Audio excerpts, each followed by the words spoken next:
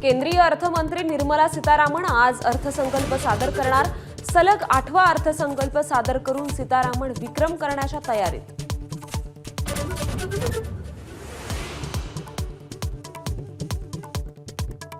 देवी लक्ष्मी गरीब आणि मध्यम वर्गावर कृपा करो, पंतप्रधान नरेंद्र मोदींकडून आयकर सवलतीचे संकेत। आज सादर होणार केंद्रीय अर्थसंकल्प।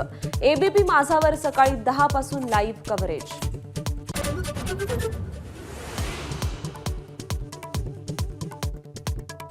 धनंजय मुंडे गुन्हेगार नाहीत याची 100% खात्री। भगवानगडाच्या नामदेव शास्त्रींकडून मुंडेंना क्लीन चिट।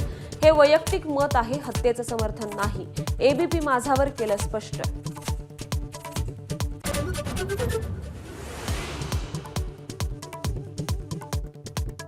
काँग्रेसचे प्रदेशाध्यक्ष नाना पटोलेंनी केलेल्या नियुक्तीला रमेश चन्नीथलांकडून स्थगिती। एआयसीसीच्या परवानगीशिवाय नांदेड आणि नवी मुंबई जिल्हाध्यक्षांच्या परस्पर नियुक्ती केल्यानं निर्णय।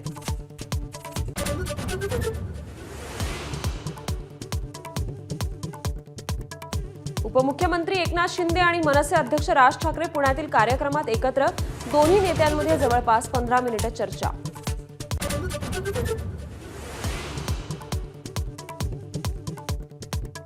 राज्यपाल करणं म्हणजे माझ्या तोंडाला कुलूप लावण्याचा प्रकार। ज्येष्ठ नेते छगन भुजबळांचं वक्तव्य। राज्यपाल होऊन मी सर्वसामान्यांच्या समस्या सोडवू शकणार नसल्याचंही वक्तव्य।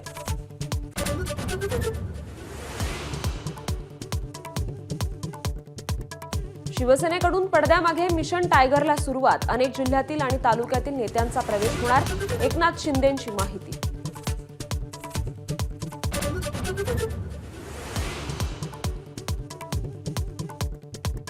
शिंदेंच्या शिवसेनेचे पदाधिकारी अशोक धोडींची कार महाराष्ट्र गुजरात सीमेवरील भिलाडमधल्या खाणीतून बाहेर काढली। कारमध्ये सापडलेला मृतदेह धोडींचाच असल्याची पोलिसांची माहिती।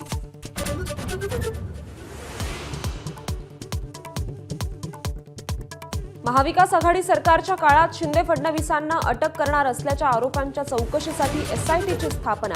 सत्यनारायण चौधरींच्या अध्यक्षतेखाली एसआयटी।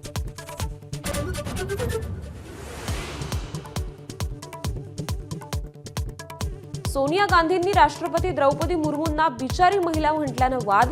सोनिया गांधींनी राष्ट्रपतीचा अपमान केल्याचा पंतप्रधान नरेंद्र मोदींचा आरोप।